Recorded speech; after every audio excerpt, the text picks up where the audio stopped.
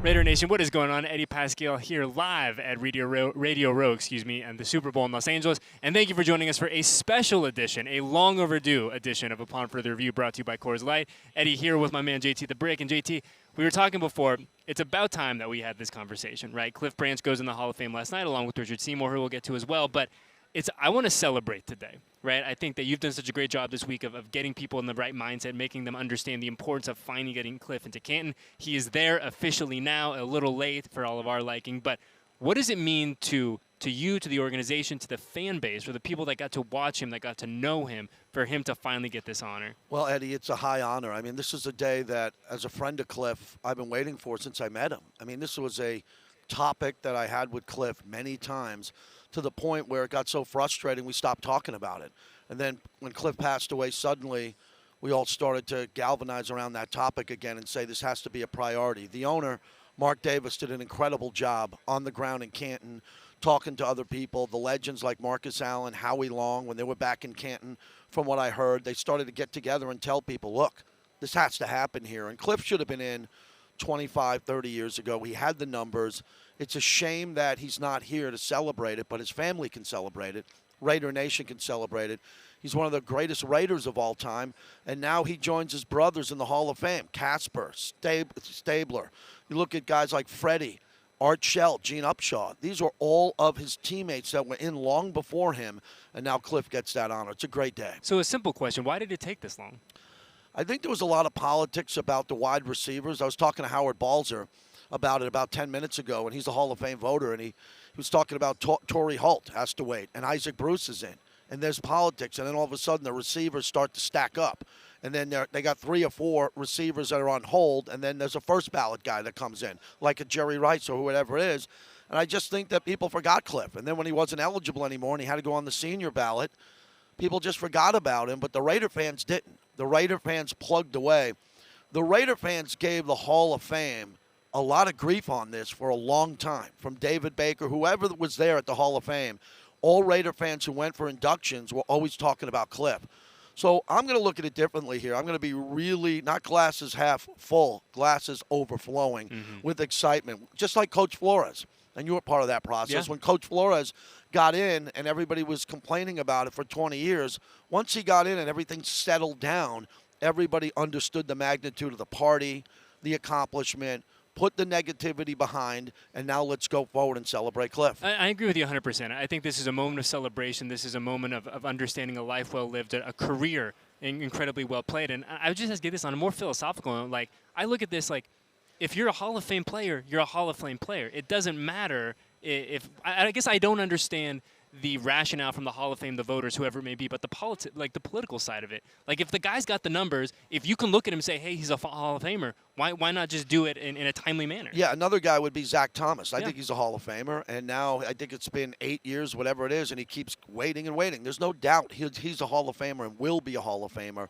but the process of who goes in first ballot really slows down these other guys on the back end. So, yeah, we knew Cliff was a Hall of Famer when he retired, and especially when Drew Pearson got in. Lynn Swann got in way before that. And then you saw Harold Carmichael last year, and it was a head-scratcher. Very good player, but not Cliff Branch. And, Eddie, the reason why Cliff should have been so easy was because the way he played in the playoffs and Super Bowl. Not only was he a great player in an era where they didn't throw the ball a lot, they ran it more than they threw it. Cliff showed up in the divisional playoffs, the AFC championship game. I talked to Jim Plunkett about it in the Super Bowl. He never had a bad game. And that should have been the reason why he was in long, long ago, because he had the regular season stats, but his postseason stats, they're nuts. And his big plays in the postseason really were the difference. I mean, the playoff numbers are nuts. I mean, I think you brought up a great point where he played in an era where it was primarily a run-first kind of game. So you look at his numbers there and like, okay, solid numbers, but you look at the postseason numbers, and they're insane. They're simply incredible, and I think that it speaks a lot to him as a player that when the lights were the brightest, when the moment was the biggest, when his team needed him to be at his absolute best, that's when he was at his absolute best. And Fred Biletnikoff was a lock beyond locks when he went in. But for Freddie to be in that long without Cliff, and both Freddie and Cliff wearing their gold jackets and going, there's a restaurant in Canton called Bender's where all the Hall of Famers go, and they walk in and they come in with their Hall of Fame jackets, their gold jackets on. And Cliff's been there without his gold jacket, with all his peers. And, you know, Silver and Black Productions, our crew here, did an amazing job a couple of years ago when we started to talk to Joe Green and Mel Blount and started to interview them about Cliff Branch. And that was a part of the push that Mark Davis thought about, which was genius, to let's get the guys we played against, the Hall of Famers from the Steelers, those other great players. And we put together that video that everybody should look at Raiders.com and on all social media. And it shows that 4 or 5 minutes of not only Cliff plays, but slicing in all these amazing players saying, oh, Coach Ditka?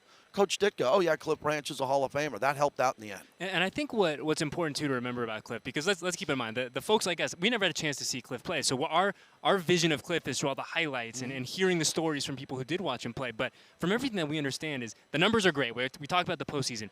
But he really changed the way that offense is kind of operated, right, in being that true deep threat, that prototypical big play receiver. And you look at the teams playing this weekend, they each have one. Like, that is very in vogue. And I think that's one point of his career that's kind of hard to quantify, right? That's not a number. It's not a touchdown. It's not a certain stat. But it's something that fundamentally changed the way offenses go to work.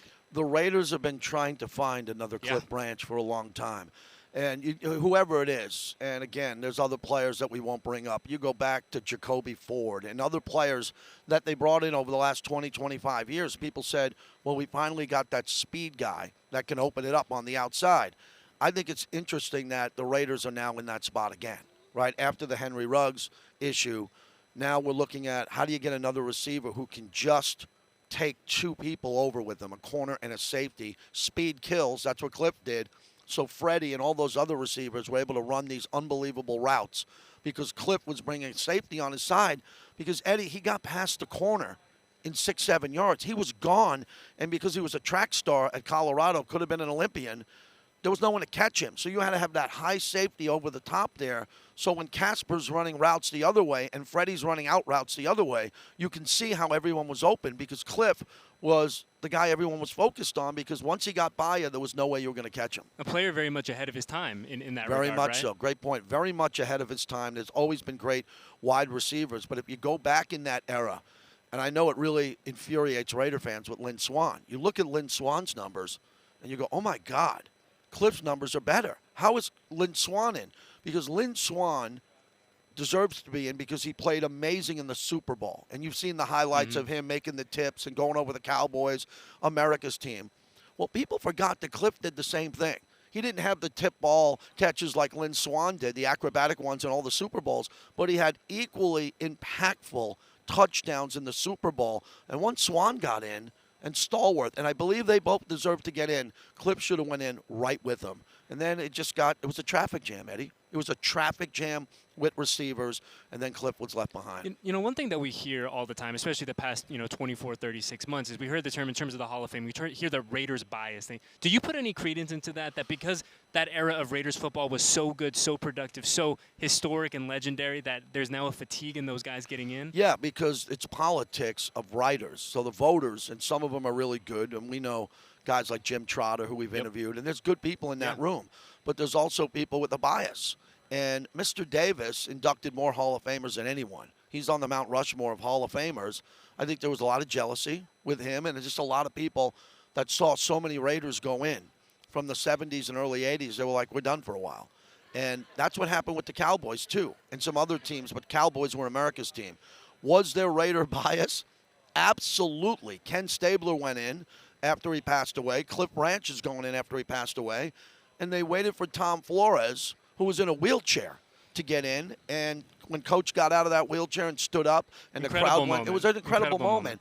And, don't want to get too emotional here, but for Cliff, this is going to be one of the great parties in Raider history, I hope. It's going to be a condensed group of people who can afford and go to Canton, and hopefully everyone in Raider Nation tries to go. Cliff was a party. He liked parties. He liked to be out. He liked to be dressed up. He liked to wear pinstripe suits, white suits, whatever, silver suits. Yeah. And I think his family, I'm going to talk to his sister today on the radio, I think that they'll all come back to Canton. It'll be a great party. And I think for Mark Davis, it's going to be a relief for him. Like, he's done a lot. There's relocation. There's the team, building a stadium, trying to get this team to the playoffs, which we got to the playoffs.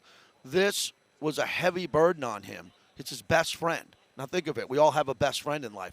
Imagine if your best friend passed away unexpectedly and he didn't have the respect that he should have got from the Hall of Fame. So I think this is going to be a great time for Mark to just take a step back and go, wow, that was my bucket list item, and now it's done. It's a great day. You know, I'm glad you brought up Mark Davis, too. I know you're going to have a chance to talk with him, which you can hear on the Raiders Podcast Network later this afternoon. But I'm glad you brought up the personal aspect of this for him. It's a bucket list item.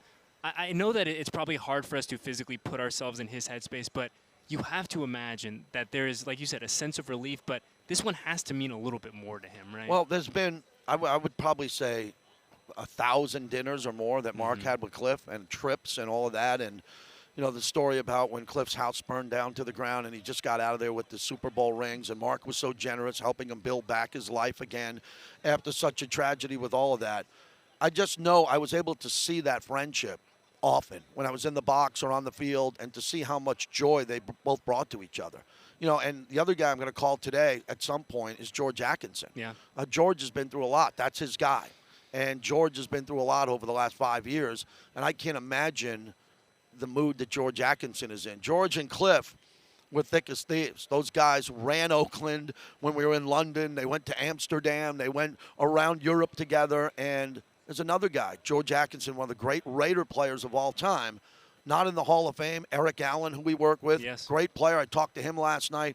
He grew up, his favorite player was Cliff Branch. And then yesterday, as you know, we had Barry Sanders on. And Barry Sanders out of nowhere blows me away we're talking about Cliff getting in, and he had no idea about, he was his favorite player growing up as a kid. And it just, a light turned on in Barry's head when I was interviewing him. You could see all the Raider memories coming out. And I just saw a clip last night at NFL Honors when they announced him. They showed Barry Sanders. And I thought that was a weird coincidence, considering what he said to me yesterday. Yeah, and it's one of those things, too, where, you know, we've talked about it a lot, where there's such – I think both of us want to attack this in a glass half full, right? Yeah. A glass overflowing, a celebration.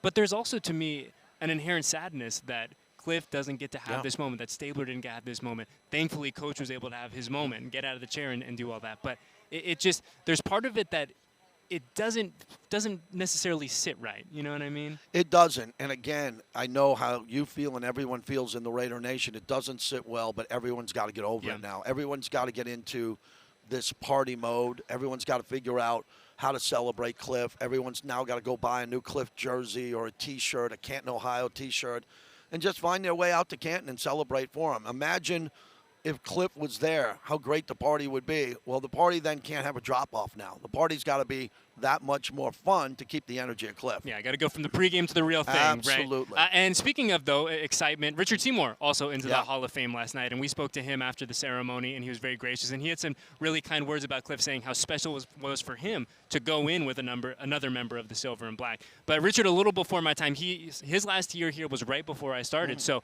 for those of us out there who haven't had a chance to watch him play, what did Richard Seymour do well, and why is he ultimately going to wear a gold jacket in a few months? Well, good question. What he did well is he won a Super Bowl as a rookie. He came in when the Patriots really exploded, and he was a big part of that team. So if you look at the Patriots, the beginning of their dynasty with Willie McGinnis and Richard Seymour, Teddy Bruschi, who I believe is a Hall of Famer just for what he did in the playoffs. He's like a Kurt Schilling of the NFL. With Seymour, excuse me, Seymour was just a great run stuffer. He demanded the double team. He was a different type of Aaron Donald. Aaron Donald, who you're seeing now, who's just a guy that demands two people on him at once to open it up for everyone else. Plus, Seymour beat the double team often, was able to get to the quarterback, and he was brilliant against the run. He wasn't as good, in my opinion, as Warren Sapp. Sapp was arguably the best in his time at that position, but Seymour could play inside, could play outside when they needed him, knocked down a lot of balls.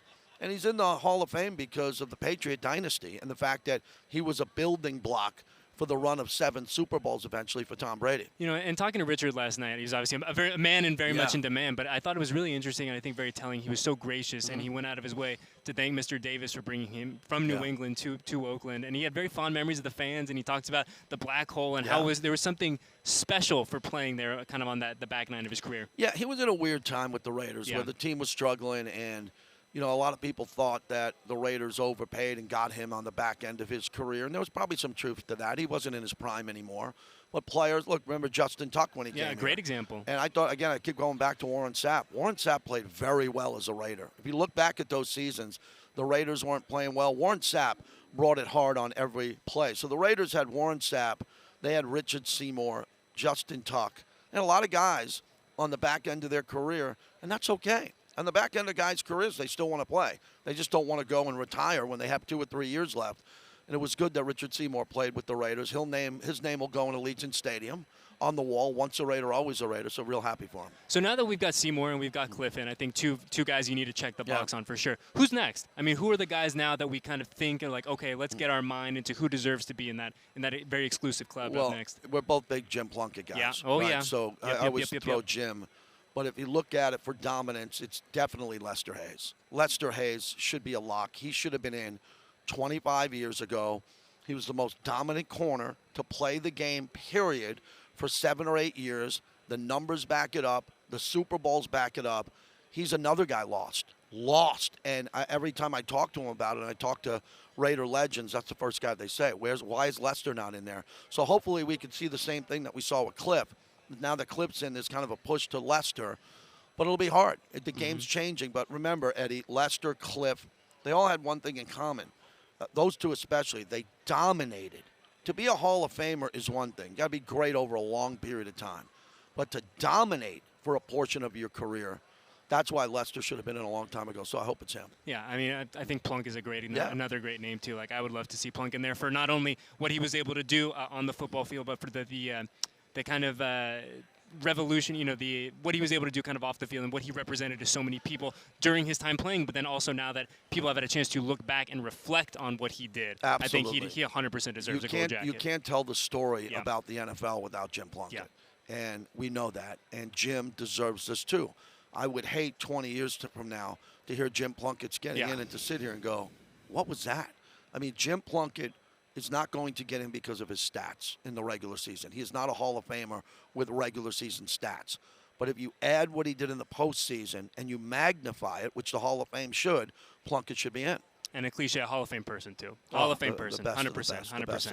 But like I said, I think you struck the perfect tone. It's a day of celebration. Yeah. It's a moment of celebration. For now until the Hall of Fame induction, it should be a celebration for the entire of the Raider Nation. And we're looking forward to hearing you talk to Mark Davis. We're looking forward to hear from Cliff's sister, and all of that will be available on the Raiders podcast. Thank you. And one last thing: when I left Canton, I brought my wife to Canton for the first time last year for Coach Flores, and I remember we were driving back to the airport, and I saw when we took up off behind us the Hall of Fame in the background, and I said, I have no need to come back here anymore unless Cliff gets in. My mind was like, if they don't do Cliff right, I'm not coming back, period. I don't care.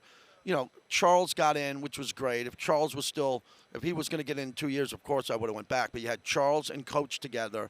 I know the politics of the Hall of Fame, and I told my wife, I said, it's a shame that Cliff isn't here, and the only reason I'll come back is if Cliff's here. And now I got to book a hotel. We got one more trip. We got one more trip. You got to warm up the Raiders' private jet, and I got to get on the Raiders' private jet and go out there. It's going to be a great time. Well, hopefully we have more than one trip, right? Hopefully more than one trip left. Many trips. Many trips. Well, JT, this was so nice. It was great to talk to you, and it's so good to have someone who knows Cliff, who loved Cliff, who had a chance to see Cliff play, who got to see that second chapter, the post career, and this was great. And like I said, a day of celebration. Yeah, and as I told Mark Davis when I talked to him last night, I thanked him because without him and Mr. Davis, I would have never met Cliff. And they brought me into that world, just a little sliver of me into that world, and it had a big effect on me. Very well said. So for Eddie Paskal, JT the Brick, Ray on the ones and twos, Janae, Sam, Marcus, our entire Silver and Black Productions crew, thank you for hanging out with us, and we will catch you next time on Upon Further Review.